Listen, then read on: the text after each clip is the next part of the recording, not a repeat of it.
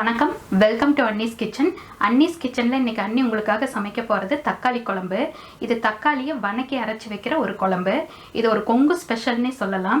ஈரோடு, கோயம்புத்தூர் சைடில் பயங்கர ஃபேமஸ்ஸு. ரொம்ப ரொம்ப டேஸ்டியான ஒரு குழம்பு இது. இது சாப்பாடு, இட்லி, தோசை எல்லாத்துக்குமே சூட் ஆகும். வாங்க தக்காளி குழம்பை எப்படி டேஸ்டியாக செய்கிறதுன்னு பார்க்கலாம். மறக்காமல் அன்னீஸ் கிச்சன் சேனலுக்கு சப்ஸ்கிரைப் பண்ணுங்கள்.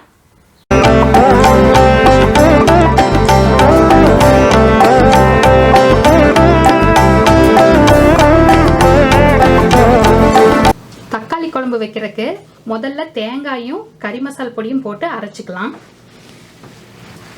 தேங்காய், இது கறி மசால் பொடி. இது வந்து லிங்க்ல பார்த்துக்குங்க எப்படி அரைக்கிறதுன்ட்டு. இது ரெண்டையும் நல்லா நெகுன்னு அரைச்சிட்டு வந்துடலாம். இப்போ அடுத்து கொஞ்சம் எண்ணெய் ஊற்றி வெங்காயம் பூண்டையும் வணக்கி அரைச்சிக்கலாம். எண்ணெய், வெங்காயம், பூண்டு, இது ரெண்டையும் நல்லா வணக்கி அரைச்சிக்கலாம். இப்போ பாருங்கள், பூண்டு வெங்காயம் வணங்கிடுச்சு. இதையும் நல்லா நெகுன்னு அரைச்சிக்கலாம். இப்போ தக்காளி குழம்புக்கு நம்ம தக்காளியும் வணக்கி அரைக்கணும். இப்போ தக்காளியை போட்டுக்கலாம். கொஞ்சம் எண்ணெய் ஊற்றி பாருங்கள், தக்காளி நிறைய எடுத்துக்கணும். இதையும் போட்டுக்கலாம். இதுவும் நல்லா வணங்கட்டும். தக்காளி வணங்குறப்ப இதை மூடி வச்சுக்கோங்க, இல்லைன்னா சுற்றியும் தெரித்து ரொம்ப அசிங்கமாயிடும். மூடி வச்சு வணக்குங்க.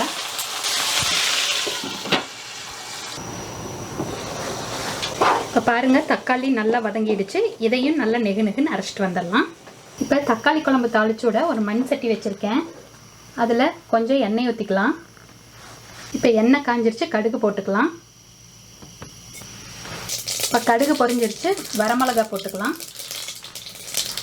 அடுத்து கருவேப்பிலை தழை, 2 பச்சை மிளகாய் ஸ்லிப் பண்ணி வச்சுருக்கேன், அதையும் போட்டுக்கலாம். இப்போ வெங்காயம், சின்ன வெங்காயம் கட் பண்ணி வச்சுருக்கேன். நீங்கள் பெரிய வெங்காயம் கூட இந்த குழம்புக்கு யூஸ் பண்ணிக்கலாம். வெங்காயத்தை போட்டுக்கலாம். அது கூட பூண்டு, கொஞ்சம் பூண்டு பல்ல அப்படியே அதையும் போட்டுக்கணும். எல்லாம் நல்லா வணங்கட்டும். இப்போ வெங்காயம் நல்லா வணங்கிடுச்சு. இப்போ அரைச்சிட்டு வந்ததை எடுத்து ஒன்று ஒன்றா ஊற்றிக்கலாம். இப்போ ஃபஸ்ட்டு அரைச்சோம் இல்லையா நம்ம தேங்காயும் கறி மசால் பொடியும், அதையும் ஊற்றிக்கலாம். அடுத்தது வெங்காயம் பூண்டையும் அரைச்சோம் இல்லையா, அதையும் ஊற்றிக்கலாம்.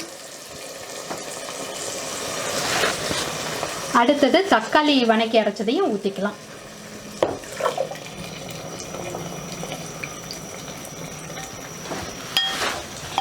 அப்புறம் மஞ்சள் தூள்,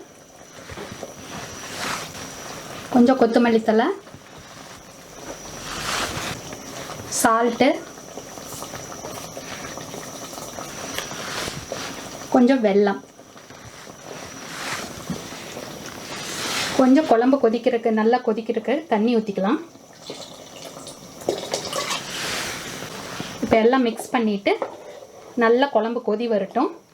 நல்லா ஒரு 10 to 15 மினிட்ஸ் கொதிக்க விடுங்க. மூடி வச்சு கொதிக்கட்டும். ஒரு 10 மினிட்ஸ் கொதிக்கட்டும். பார்த்துட்டு மறுபடியும் 5 மினிட்ஸ் விடலாம். இப்போ திறந்து பார்க்கலாம். 10 மினிட்ஸ் ஆகிடுச்சு. அங்கே நல்லா கொதி வந்துடுச்சு. மறுபடியும் ஒரு 10 மினிட்ஸ் வந்து நல்லா சிம்மில் வச்சு சிம்மில் வச்சிடலாம். மூடி வச்சிடலாம். இப்போ சிம்மில் வச்சு 10 மினிட்ஸ் ஆகிடுச்சு. இப்போ திறந்துக்கலாம். பாருங்கள் எவ்வளோ அழகாக வந்திருக்குதுன்ட்டு. இப்போ வந்து சர்வ் பண்ணுறதுக்கு ரெடி.